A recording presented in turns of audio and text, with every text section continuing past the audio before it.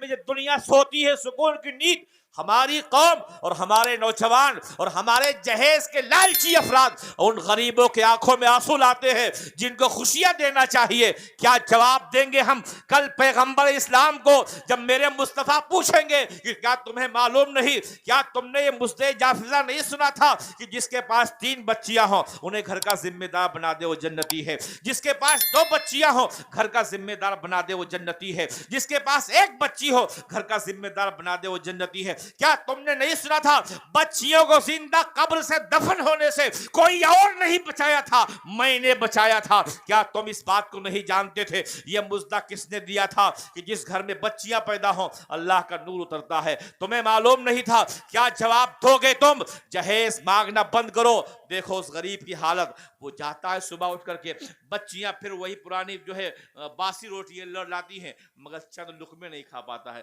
روٹی دیکھتا ہے، کبھی بچیوں کا چہرہ دیکھتا ہے اور باپ کے آنکھوں میں آنسو آتے ہیں، پھر رونا شروع کر دیتا ہے اور پھر سسکیاں لیتے ہوئے ہاتھ گھالی لے کے وہ غریب انسان پھر چل دیتا ہے مارکیٹ میں، جاتا ہے مزدوری کرتا ہے، 100 اور 200 روپے کماتا ہے. شام میں آتا ہے تو دیکھتا ہے دروازہ بند ہے، نہ بڑی بیٹی ہے نہ چھوٹی بیٹی ہے نہ مجلی بیٹی ہے، کوئی موجود نہیں ہے.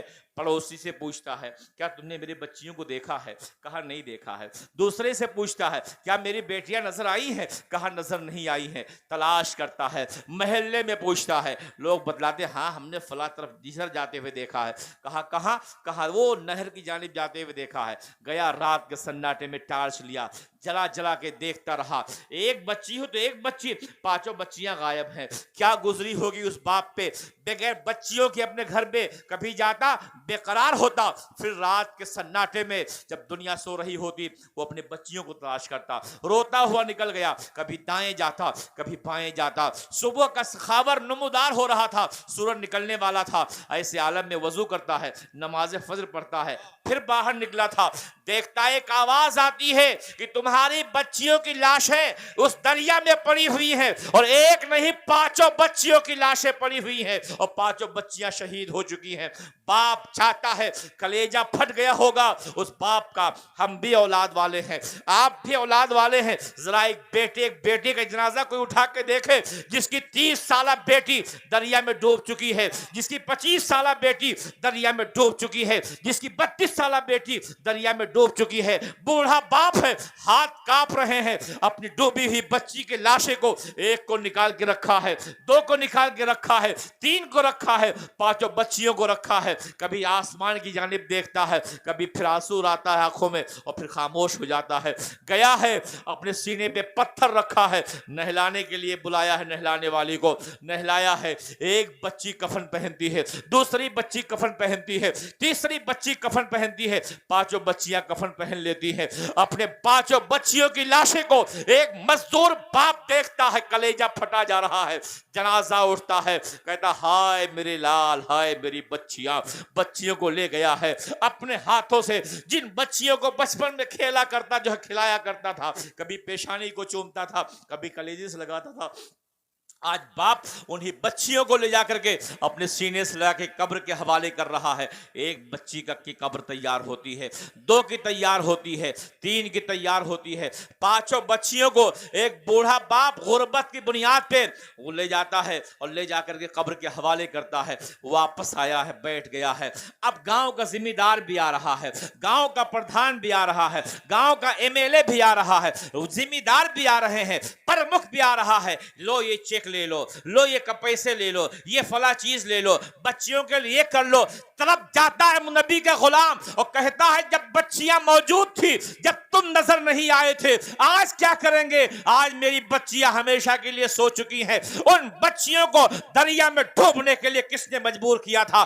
آپ جواب دیں گے ہماری قوم کے لوگوں نے مجبور کیا تھا. وہ مجبور کیے تھے جو کلمہ پڑھتے تھے، وہ مجبور کیے تھے جو حاجی نمازی تھے، وہ مجبور کیے تھے جن کے چہرے پہ داڑھیاں تھیں. میں عرض کرنا چاہتا ہوں اے مسلمانوں, یہاں اٹھنے سے پہلے قسم کھا لو ہم کسی غریب سے جہیز نہیں مانگیں گے. میں آپ کو بتلاتا ہوں, آپ کو مانگنا ہے لے آؤ اس غریب کی بچی کو سیدہ فاطمہ کو خوش کرنے کے لیے, لاؤ ایک غریب باپ کی بچی کو سیدہ زینب کو خوش کرنے کے لیے, لاؤ ایک مزدور کی بیٹی کو نبی کو خوش کرنے کے لیے. جب بیٹی آ جائے غریب کی, اے ماں تو بھی آ جا, اے دادی تو بھی آ جا, اے بیٹا تو بھی آ جا, اے باپ تو بھی آ جا. رات کا سناٹا چھایا ہو, سب وضو کر لو, وضو کرنے کے بعد مصلی بچھا دو. غریب بیٹی سے کہے تو بھی مصلی بچھا کے نماز پڑھ لے. دنیا سو رہی ہو, خواب خرگوش کے مزے لے رہی ہو, صدائے اللہ سے فضا مشک بار ہو, ایسے عالم میں سب ہاتھ اٹھاؤ 2 رکعت پڑھ کے, اے مولا تیری رضا کے لیے, سیدہ کو خوش کرنے کے لیے,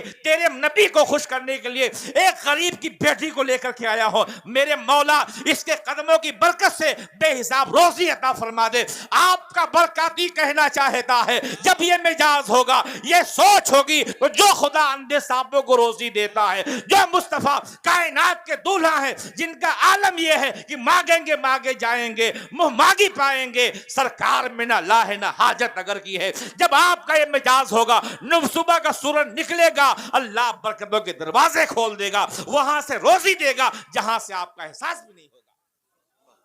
نعرے تکبیر, نعرے رسالت, جشن دستار بندی. کیا ہم یہ نہیں کر سکتے؟ کون کرے گا؟ اپنی قبر سے اٹھ کے اعلیٰ حضرت آئیں گے. کون کرے گا؟ یہ غوث اعظم آئیں گے, صحابہ آئیں گے. ہمیں اپنے گریبان میں جھانکنا چاہیے. ان جلسوں سے اگر ہم نصیحتیں نہیں حاصل کرتے, بند کر دو جلسے. کن کام کے جلسے ہیں؟ اگر ہم ہزاروں لاکھوں روپے خرچ کر کے اپنی اصلاح نہیں کر سکتے. ہم بہترین امت ہیں, نوجوان ناچتا ہمارا, بہترین امت ہمیں, شادیوں میں ڈی جے بجاتے ہیں, بہترین امت ہے, ہم شراب پیتے ہیں. کون سا چہرہ لے کر کے اپنے نبی کی بارگاہ میں جائیں گے ہم؟ کیا منہ دکھلائیں گے اپنے پیغمبر کو؟ قبر میں جلوہ دکھائیں گے میرے مصطفیٰ, اور اعلیٰ حضرت کا شعر پڑھ کے ہم جھوم جاتے ہیں. قبر میں لہرائیں گے تا حشر چشمے نور کے, جلوہ فرما ہوگی جب طلعت رسول اللہ کی. اور کون سا چہرہ لے کے جائیں گے؟ بند کرو, نبی کی بہترین امت ہونے کا ثبوت پیش کرو. میں ان علماء کی موجودگی میں آپ لوگوں میں سے چاہتا ہوں کہ جو لوگ آج کے بعد جہیز نہیں مانگیں گے, میرے نبی کو خوش کرنے کے لیے ہاتھ اٹھا دیں. میں کہوں گا نہیں, خود جو نبی کو خوش کرنے کے لیے انشاءاللہ ان علماء کے ساتھ جنت میں آپ جائیں گے. کون کون نہیں مانگے گا؟ اور سب مانگیں گے. خدا را بدلو اپنی سوچ کو. اور سنو, ذمہ داری کے ساتھ ان علماء کی موجودگی میں بتلا دوں میں آپ کو, میرے فرمایا گیا ہے, جو سنیے, فرمایا گیا جو جہیز کی لالچ میں شادی کرے وہ غریب کر دیا جاتا ہے. موجود ہے, غلط بولو ٹوک دیں گے مجھے.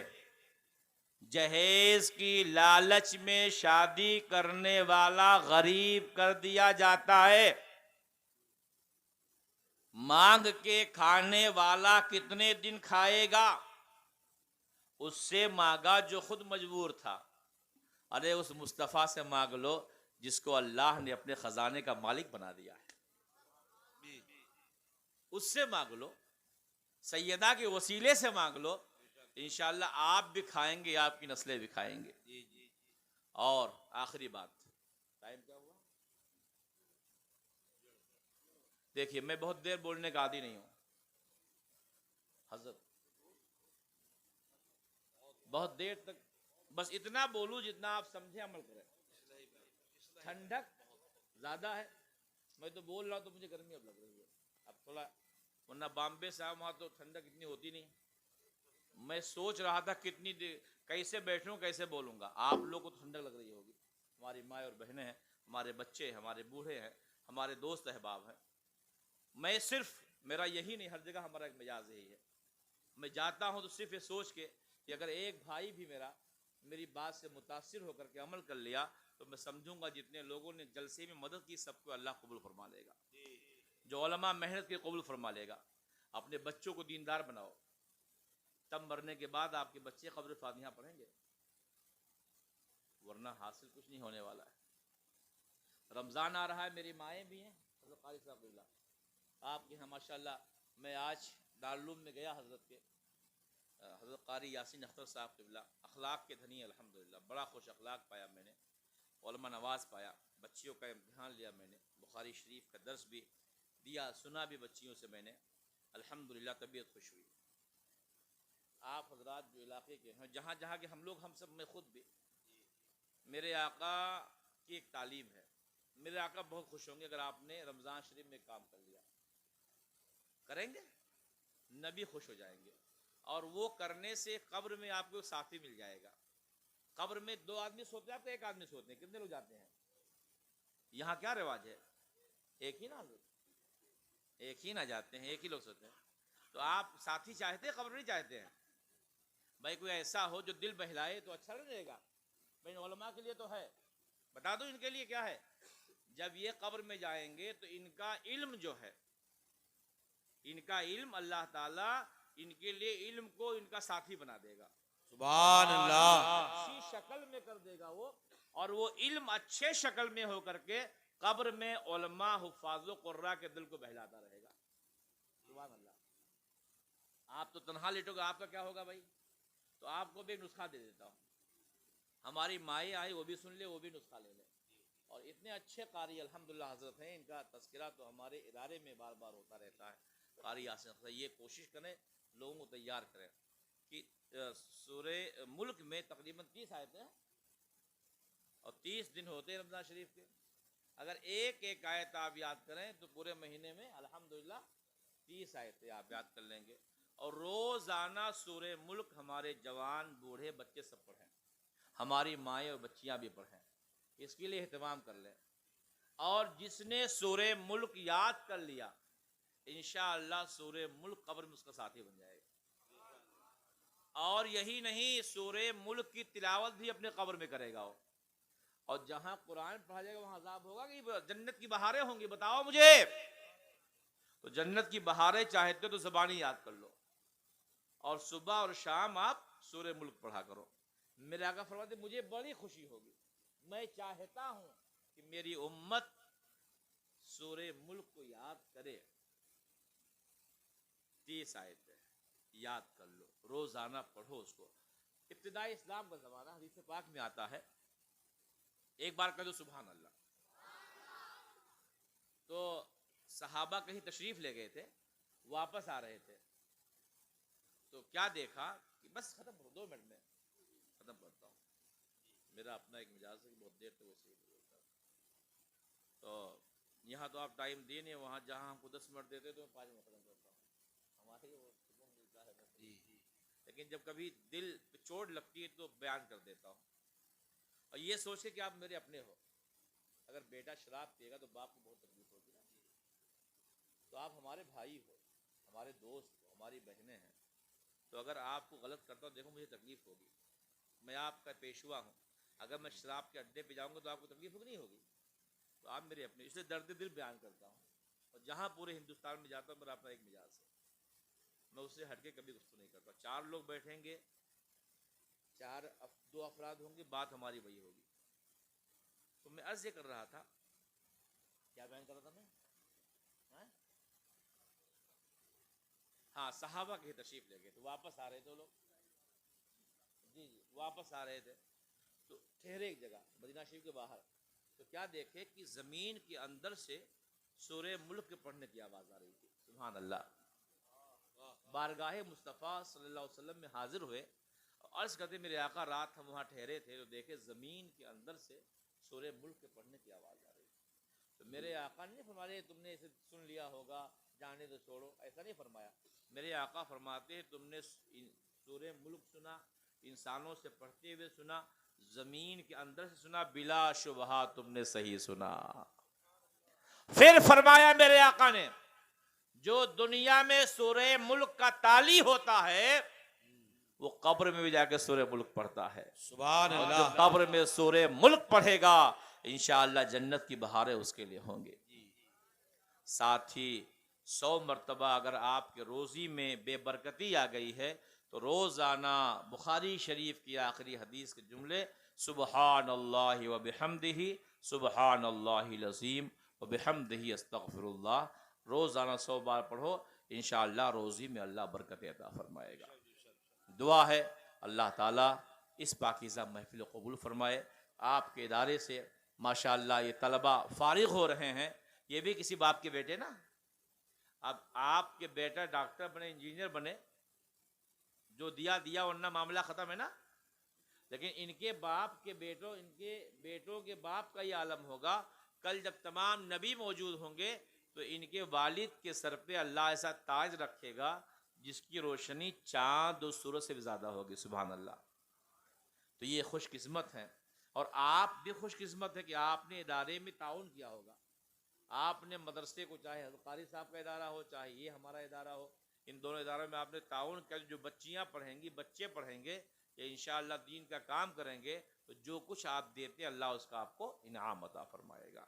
دعا ہے اللہ تعالیٰ ان علماء کو لمبی عمر عطا فرمائے ان کا سایہ دراز فرمائے اور جو ہمارے بھائی بیمار ہیں اللہ سب کو شفا عطا فرما دے. جو ہماری مائیں بہنیں ہمارے بچے ہمارے بھائی ہمارے بڑے بوڑھے آئے ہیں سب کو اللہ دین و اسلام و سنت پہ استقامت عطا فرمائے. اللہ ایمان پہ زندگی اور ایمان کی سلامتی کے ساتھ ہم سب کو موت عطا فرمائے. السلام علیکم ورحمۃ اللہ وبرکاتہ.